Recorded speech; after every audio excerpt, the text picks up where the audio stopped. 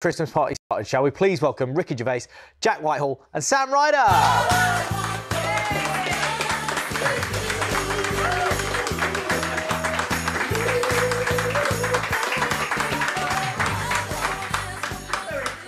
It's like a wonderful band coming through the door there. It's like the three wise men. Yeah. Or not, maybe.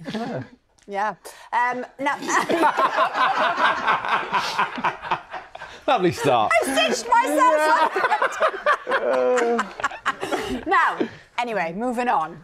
We have realised that you all have one thing in common, which is Wembley Stadium. Because you were there, weren't you, last Wednesday? Yeah, this Wednesday, it's just gone, yeah. Yeah. Jack, you're there next week. Yeah. Sam, you have performed there. Mm-hmm. But I think you can actually beat the other two because apparently you built it. Loosely. Like, I put a couple of hinges on some doors and levelled some floor. About it. You're in the creation. If you got a picture of the place, I'll show you what we did. Yeah, exactly. Yeah.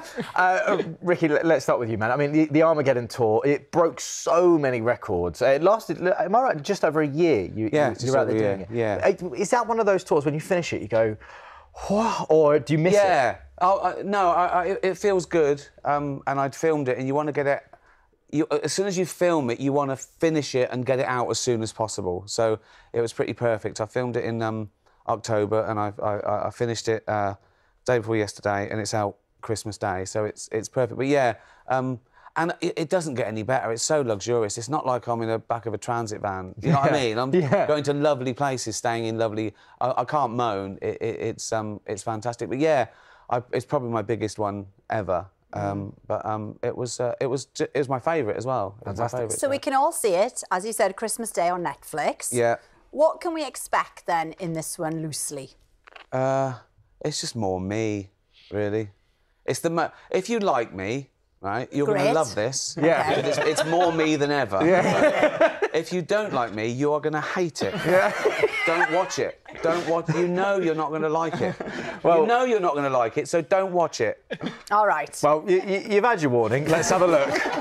My last show, Supernature, dropped on Netflix last year. Big backlash, wasn't there? Big backlash. People going, you can't say that. You can.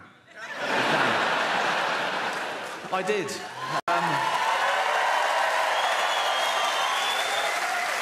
Yeah. The inevitable backlash, which made it the most watched special of the year. So I've learnt my lesson. I love it. Go on. You won't believe how hard it is to find a clip for the one show. Oh, no, we know. That is the only 30 seconds. The only bit. Yeah. It was the only clip. The rest, absolutely not. No. It was the only thing we could show. Yeah. But it's a lovely clip nonetheless. Lovely clip. We mentioned it a second ago. Ticket sales broke records. Unbelievable, right? You're travelling around the world doing this. Why do you think, your comedy, why do you think it travels so well? I don't know. I think I talk about universal subjects, AIDS, Hitler, famine. We've got that clip as well. Yeah. I just think I talk about big subjects. Yeah. And I don't know. I think people are tired of being patronised. They want to go there. They want to laugh about bad things. I even say in that's what humour's for, to laugh at bad things, to get us over bad things, to face taboos in the face. They're not that scary. I think the more people go... when I first did this tour, I put out a tweet. I said, tell me the one thing you should never talk about in comedy. Yeah. 1,000 people said 1,000 different things. And I knew they would. Yeah. So that was my set list. Yeah, nice. But the thing is, loads of people came to see it. They did. But they all helped, in a way, the animals. Yes. Because, there's a side of you, this is that people don't know about, lots of people. But go on, tell us. Well, we put the sort of most expensive seats on sale to cut out the touts, because touts usually buy the best seats and they put a huge markup. They sell them for 500 quid. So we put them out at a market price, like £200-300, and people who could afford it bought those the seats, and I donated the money to an animal charity, and we raised nearly £2 million. Oh, I think we need to clap. Wow. Thank you. Wow. Yeah, that's incredible. I mean, as well, we saw Golden Globe nominations come out as well. You're nominated for a Golden Globe. I can't believe it. Yeah, I mean, being on the nominee side of things, would you prefer to be hosting an award show or receiving the award? Well, there's less pressure receiving the award. That's fun. I mean, it's like the last time I did the Golden Globes was 2020, and they invited me to do it, and I said yes. I kept saying no, and they persuaded me, and I thought, well, that's Christmas ruined. Do you know what I mean? Because you're worried about it, and you have to write it, and then you get one go at it. Yeah. So it's the most nerve-wracking thing I ever do. I'm never nervous with gigs. Doesn't matter what it is, because I know I can say what I want, and I know I've done it, 100 times. Yeah. But with the Golden Globes, there's a lot of pressure because I don't want to fluff a joke. I don't care what the reaction is. I don't care who's offended. I don't care what the papers say. Yeah. But I don't want to fluff that joke. Yeah. So and I can't practice to 1 million people beforehand. You get one shot. Yeah. So that is more nerve-wracking than sitting in an audience waiting to win an award. Well, there you go. Well, you got that luxury this time. Yeah, exactly. Yeah. This is better. Armageddon is out on Netflix on Christmas Day. Yeah, more from Ricky throughout the show. Plus, Jack will be telling us about his Bad Education Christmas special, and Sam's performing his brand new Christmas song. But first, we're talking Christmas traditions. Now, there's been lots in the papers recently about how some are dying out, whilst others are still going strong. Now, one of this year's Strictly gang, Nikita Kanda, has been finding out more. There are lots of Christmas traditions that have been handed down to us through the generations, like lighting the Christmas pudding, going carolling, or sending Christmas cards. But a recent survey has suggested that some of these traditions are dying out, with the younger generation turning their back on them. So I've come to Birmingham to see how people are planning to celebrate this year. And do you do anything like watching the King's Speech on Christmas Day? No. What about going Christmas carolling? No. Roasting chestnuts? No. Why do you think that might be? Definitely because it's boring. I think it's a bit sad because Christmas is all about getting together, but a lot of young people don't really want to be doing that kind of stuff. And I think a lot of older people aren't teaching the younger kids how to do it properly anymore. Is this tradition that you have to wear the lights in the Yeah, hat? of course. Yeah. Well, you won't be able to lose him, will you? So what do you watch at Christmas? Because everyone's got the TV on. Well, I must admit, it's Strictly for Us. Yay! Big fans, and this one loves bouncing to the theme tune. Do you still send cards to your friends and family? Yeah, I do get quite sentimental with stuff like that, like a nice little card for your neighbours. Begrudgingly, it's usually, oh, I'll get you one, you need to get me one. I got text like as a Christmas card, which makes me sad. Like, what happened to the old tradition of like a beautiful envelope? You feel like they value you, actually. Do you think there's any new traditions that younger people are doing instead? Definitely Secret Santa. I know I'm doing it at school as well with my friends. It doesn't feel like Christmas if we don't do it. We all have to do like a little performance, a song or a carol or a dance for Santa Claus. Traditional Christmas dinners could be at risk too. It's said that 3/4 of young people are ditching the Christmas spread and going for things like curry and pizza. On Christmas Day, we're really untraditional and we actually go out for a curry. So you do, on Christmas Day. So what are the benefits of going out for Christmas and not having it at home? No preparation, no shopping, no washing up. What do you think about some people now are going for a curry or pizza on Christmas Day? Well, I think he would like to. As long as you put a bit of tinsel on it, I wouldn't mind, no. You can have that any time of the year. You used to have Christmas dinner on Christmas Day. And what is on the Christmas dinner plate? We're doing Christmas pizzas. So you're all for the pizza. And what are the toppings going to be? Like turkey, stuffing. pigs in blankets, cranberry sauce and stuffing. So you're sticking with the toppings, they're traditional, but you don't want to be in the kitchen for hours. No. I think family time is the most important for our first Christmas. Oh, look at that baba. See, you're talking about the baby because you're upset with what people were saying.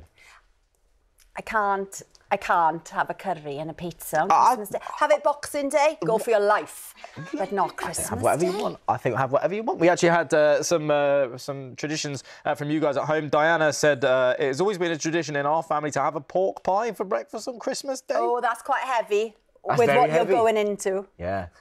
Isn't Nice. it? Yeah, The it is. jelly. Yeah, 100%. Yeah. And Alan says our Christmas starts with circling the Radio Times. See, Well, lots yeah, of I like people it. do that. Yeah, I yeah, like yeah, that one 100%. as well. Now I imagine, Jack, that your parents are traditional sort of people. Are you going to be talking about the Whitehall family Christmas traditions next week on tour? Does it feature?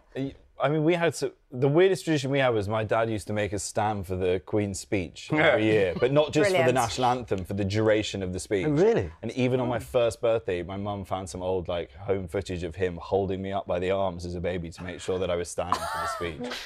Which is insane. Do you still do it now? I will not be doing that. Yeah, he still has to do it. Wow. The tour is called Settle Down, and of course you've had a little baby, a little daughter called Elsie.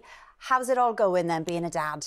Yeah, good. Yeah, I mean, it's quite a lot. It's quite full on. It's quite a lot. There's things they don't tell you. Off to boarding school a lot sooner. And I'm having to do a lot of work. My girlfriend is doing way more work, to be clear. But she's very sweet. And I'm also finding myself turning into the parent that I swore I would never become. I said that I wouldn't be that guy that's showing everyone photographs of their children. First thing I did when I saw you, I saw it. I had the camera phone out. I was like, I'm that person now. But she's gorgeous. You'll be like that in the King's speech. Yeah, precisely. You'll be holding her up. Hey, now look, it is Christmas. Everyone loves a Christmas special. Bad Education Christmas musical special. Is this something you always wanted to do?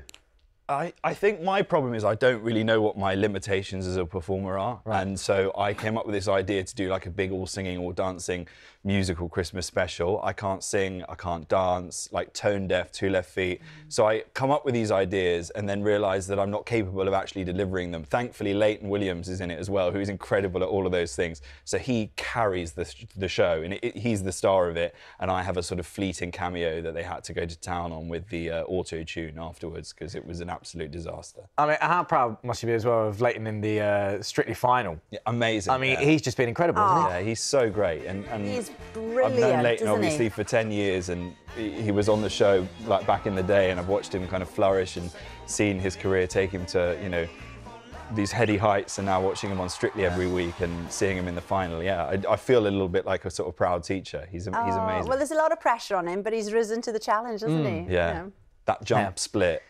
Well, try it now. Yeah, I taught him that move, but I couldn't in his gym. It's time to see you performing, because we've actually got Leighton and Jack in Bad Education putting a Strictly performance together. Take a look. You will be visited by spirits 3, each here to teach you a lesson. Heed their words or become like me, raped with a case of depression. And a boring song and a bad gilet. Stephen, please, you must listen to the spirits. See, I think it's fine. You're Scrooge. Yeah. Scrooge was never meant to be able limits. to sing brilliantly. Yeah, exactly. So Alfie makes a return in this one to Abbey Grove School. Yeah. Is that right? Yeah. I mean, only as a ghost in that one scene. Only as a ghost. Now I'm really gone. Now it's just them. I need to stop going back to it now. But there's a new series in January as well with Leighton and Charlie and the whole new cast. So that kicks off in January as well. But a lot of the originals were in this one, and that must have been good fun, having everybody back together for a special. Yeah, it's nice. And it does feel a little bit like a kind of school reunion every time we get back together and do something like this. And I'm so fond of all of the cast, and obviously, have been doing it with them for a while. So yeah, it's always fun to sort of dip back into it. But maybe no more singing if I do. Yeah. When you were filming that show and still being part of it now, do you find yourself slip back into who you were at school? Do you know what I mean? I think when I'm hanging around with them, I feel way older though than I've ever done before, because it's now a new cast of new kids, and I felt old back in the day when I was doing it, and now I feel even older and even more out of touch and even more cringe, and everything I say, I hate myself. But that's why I can't go back to do it any longer, because that will only get worse as time progresses, and I become even more tragic. I mean, but to be fair, Sam, I can imagine you at school. Tragic, did you have the long hair? but did you? Not so tragic, but did you have the long hair at school? No, you'd be spot on though. I bet you were a good boy though. I was a bit just cheeky. I just like being in the music room. Nice. Trying to learn the drums and but we can guess about you, Ricky.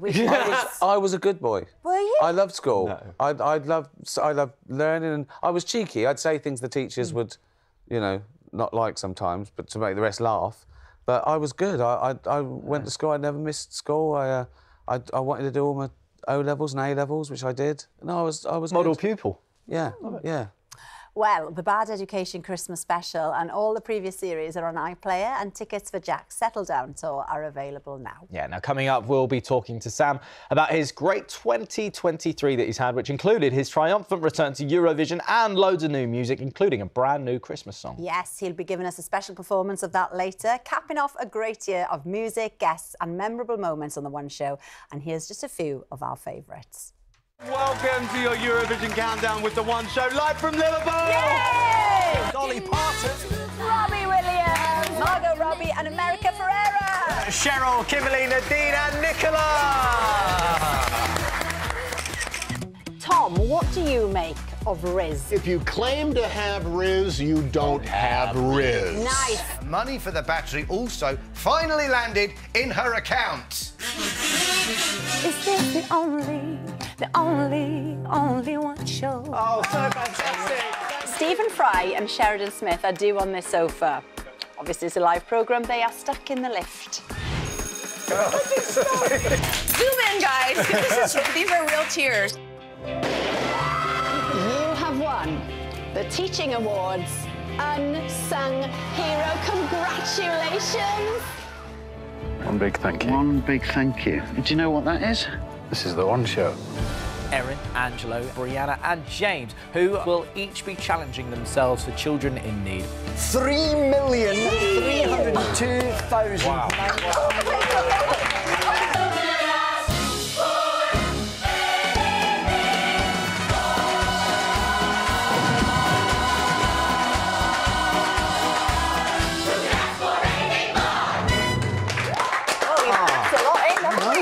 That's mad. You can check out at BBC The One Show on social media for lots more where that came from. Now then, Sam, we've got to get on to this new Christmas single that you're going to be singing at the end of the show. Your Christmas to me even, is available on Amazon Music. Yes. Tell us about writing this one then. Was done in August, and it was for a film that was on Amazon called Your Christmas or Mine Too. Oh, yes, we had the cast on. Yeah, and it's funny you didn't know the name at the beginning, because nor did I, really, because this song has totally come out. I know, I was saying to Jack, like, in the break, I was getting my monobrow plucked before this, because we're so unexpected that this song is doing anything. That music video, I can't express how little money was spent on that, actually. And no offence, Amazon, if you're watching, but you know as well as I do. But it's just so much fun. We kind of wrote it for the movie, thinking that, you know, like, besides the audience watching that film, it wouldn't by osmosis kind of reach anywhere else into the charts or anything like that. But we've just been totally taken by surprise. Yeah. So cool. I mean, people are loving it. I mean, what does it take to write a Christmas tune, in your opinion? You nick all the best bits. For me, like, my favourite era of Christmas songs, late 80s, early 90s. It's a very, like, Darlene Love focused. Tina Turner sounding saxophones. So those big, like, Tim Capello, like, ripping saxes. Yeah. Dueling guitars, like, very much like The Darkness. Yeah, like that wall of sound Phil Spector approach as well. I think it's really cool. And a great jumper. Yeah. That always does it, you see. Always. Yeah, it's you. That's why people love it. They love you. Bless you, mate. Ricky, we worked out it's 20 years since the Office Christmas special. Yeah. The 20th anniversary. Yeah, and Boxing people Day still. and the next day. I mean, people still love that. Watch it every Christmas. Yeah, that's lovely. Look at me dancing. Jack was worried about him dancing. It's the worst thing. It's nearly as bad as a sex scene, which I'll never do, or a nude scene. But dancing is nearly as embarrassing as a nude scene, I think. We have the most iconic dance ever. Well, the Brent one. Yeah, you can get away with it if you're meant to be the worst dancer ever. Yeah, but if I was ever out to dance seriously, I don't think... I had to dance in the Muppet movie, and they just got someone else to do the legs. Brilliant. And I was embarrassed by that. I was even embarrassed by sort of singing and dancing, sort of...